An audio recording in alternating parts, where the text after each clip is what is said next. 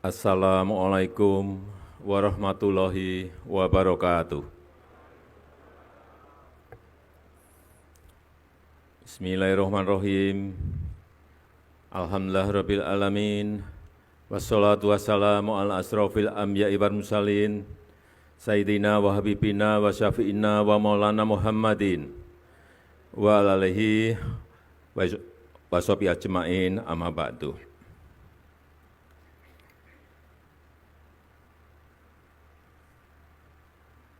Yang saya hormati, yang saya muliakan Wakil Presiden Republik Indonesia sekaligus Mustasyar PBNU Profesor Dr. Kiai Haji Ma'ruf Amin beserta Ibu.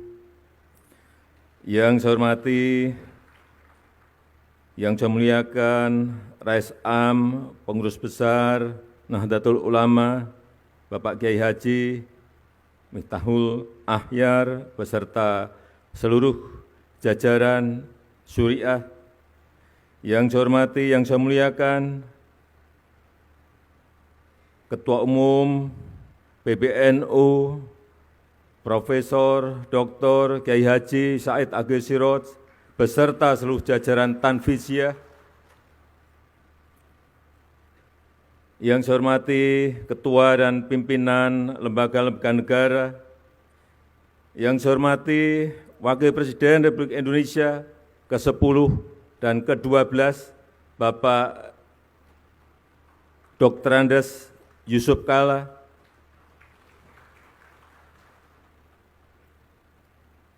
yang saya hormati para Menteri Kabinet Indonesia Maju yang hadir,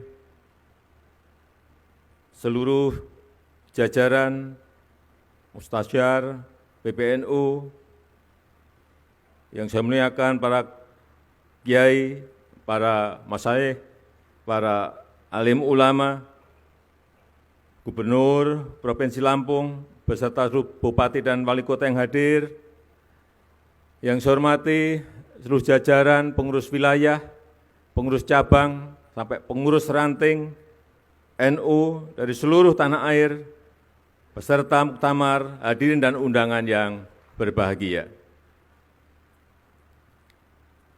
Pertama-tama atas nama pemerintah, atas nama masyarakat, atas nama negara, saya menyampaikan terima kasih dan penghargaan yang tinggi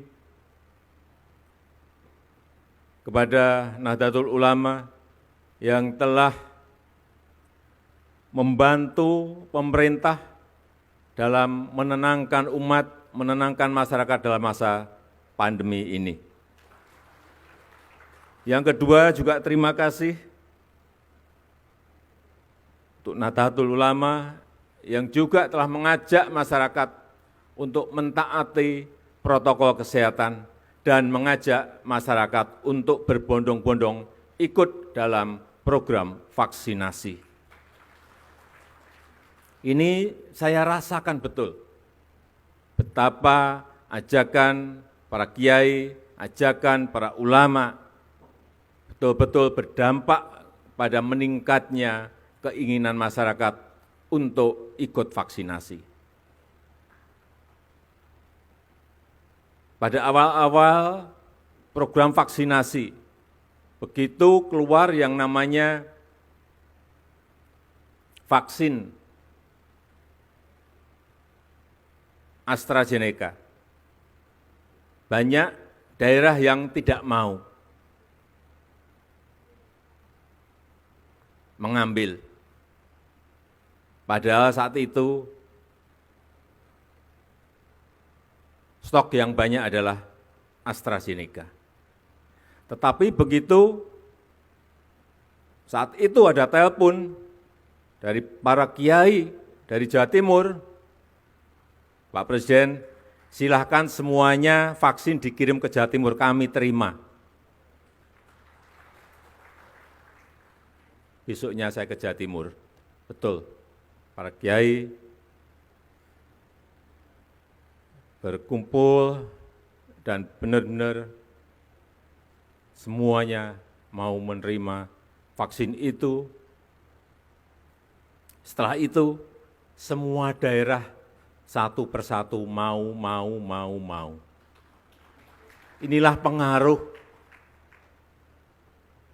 para ulama, para kiai dalam mengajak masyarakat untuk ikut vaksinasi. Kita tahu di bulan Juli, tepatnya pertengahan Juli, 15 Juli, kita berada pada posisi keadaan yang sangat mencekam. Ngeri saya kalau menceritakan. Semua rumah sakit di Jawa dan Bali penuh. Oksigen kurang. Obat habis, kekurangan.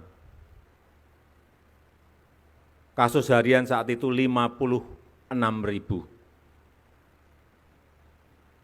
56.000, sehingga rumah sakit tidak mencukupi. Di lorong-lorong rumah sakit, semuanya pasien-pasien antri untuk bisa masuk ke ICU. Alhamdulillah, berkat dukungan dari NU, kemarin kasusnya alhamdulillah hanya 216 kasus per hari di seluruh tanah air. Kalau kita memiliki 514 kabupaten kota, kasusnya hanya 216, artinya di setiap kota dan kabupaten itu hanya ada setengah kasus. Kemudian vaksinasi, sampai hari ini kita telah menyuntikkan 263 juta vaksin kepada masyarakat.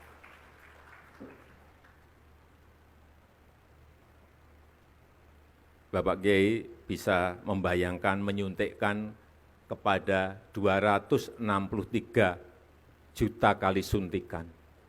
Itu sebuah pekerjaan yang sangat rumit, sangat kompleks. Belum membawa vaksinnya ke tempat-tempat yang sangat sulit di atas gunung, ke pulau-pulau kecil, dengan membawa perahu, dengan naik sepeda motor, membawa box untuk pendingin vaksin. Sekali lagi alhamdulillah kita sudah mencapai 263 juta, dosis pertama 73,9%, dosis kedua 51,8%. Kita harapkan segera bisa mencapai 70% untuk mengejar agar COVID ini tidak menyebar kemana-mana lagi. Dan juga hari ini telah disuntikkan kepada anak-anak 6-11 tahun sudah 1 juta. Ini juga kecepatannya sangat bagus sekali, alhamdulillah. Tapi kita tetap harus masih hati-hati, masih harus waspada, karena sekarang muncul varian baru yang namanya Omikron. Telah ada 83.000 kasus di dunia, dan ke negara kita Indonesia juga telah masuk. Sehingga sekali lagi saya sangat mengapresiasi protokol kesehatan didampingi Satgas dalam muktamar ini, dan insya Allah kita semuanya kembali ke daerah masing-masing dalam keadaan sehat. Yang kedua, yang berkaitan dengan ekonomi umat.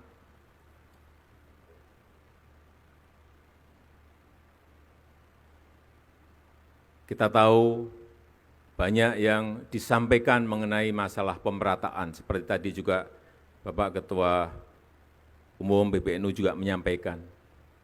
Memang kita harus berbicara apa adanya, pemerataan bukan sebuah hal yang gampang untuk dilakukan. Tetapi saya melihat bahwa kekuatan di NU sekarang, anak-anak muda yang pinter-pinter, santri-santrinya yang pinter-pinter, yang keluaran banyak dari universitas-universitas yang besar dari seluruh negara yang ada di dunia ini, apabila ini bisa dirajut dalam sebuah kekuatan lokomotif, saya meyakini ini bisa menarik gerbong yang ada di bawah untuk bersama-sama dalam rangka mensejahterakan kita semuanya. Saya menawarkan yang muda-muda ini dibuatkan sebuah wadah, bisa PT atau kelompok usaha, dan pemerintah, saya menyiapkan, kalau siap, saya menyiapkan konsesi.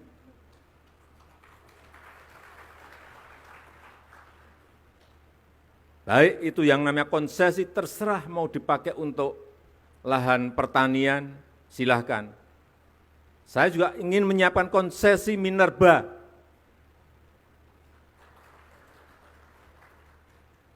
Yang pengen bergerak di usaha-usaha nikel misalnya, usaha-usaha batu bara, usaha-usaha boksit, usaha-usaha koper, tembaga, silahkan.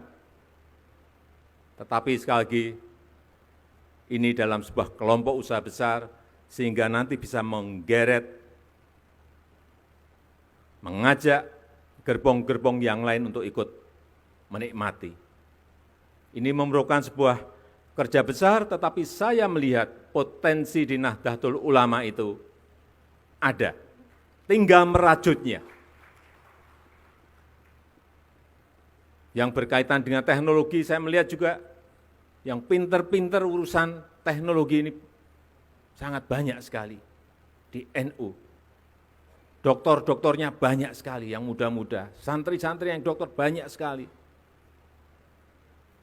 Karena apapun ke depan yang namanya teknologi, ini harus, mau tidak mau, kita harus masuk ke sana.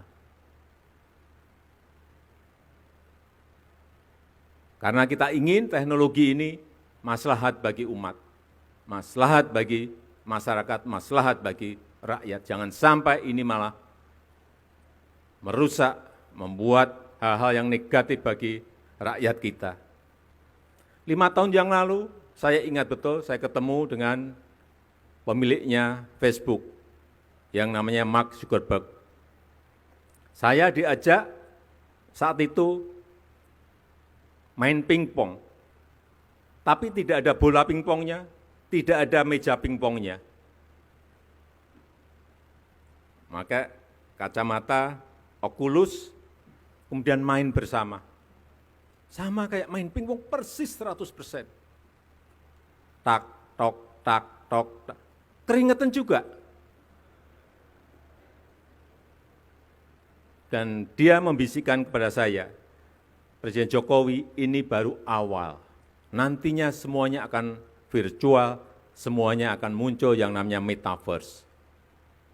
Restoran virtual, kantor virtual, wisata virtual, mall virtual. Hati-hati mensikapi ini. Dan NU, karena di dalam temanya berkhidmat untuk peradaban dunia, hati-hati memang peradaban itu harus kita pengaruhi agar maslahat bagi umat manusia di seluruh dunia, khususnya di negara kita, Indonesia. Nanti semuanya, dakwah virtual, pengajian virtual, tetapi betul-betul kayak kita ketemu seperti ini. Bukan seperti sekarang yang masih Vicon.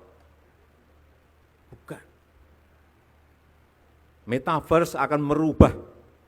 Saya tidak tahu apakah karena pandemi ini menjadi dipercepat 5 tahun atau 10 tahun, tapi pasti datang.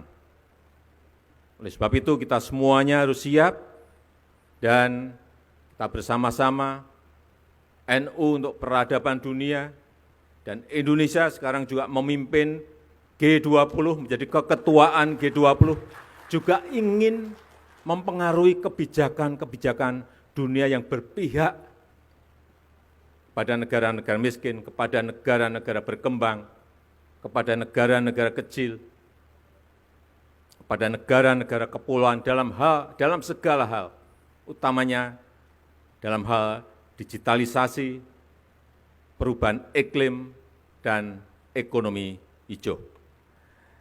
Terakhir, sekali lagi saya ingin menyampaikan terima kasih yang sebesar-besarnya kepada NU yang terus mengawal kebangsaan, mengawal toleransi, mengawal kemajemukan, mengawal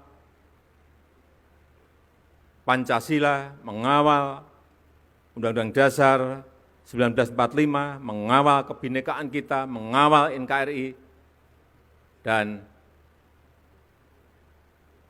kita harapkan dengan itu kita terus bisa menjaga dan merawat bangsa dan negara kita yang kita cintai. Saya rasa itu yang bisa saya sampaikan pada kesempatan yang berbahagia ini. Dan dengan mengucap Bismillahirrahmanirrahim, pada pagi hari ini saya secara resmi membuka Muktamar ke-34 Nahdlatul Ulama NU. Terima kasih. Wassalamualaikum warahmatullahi wabarakatuh. Dimohon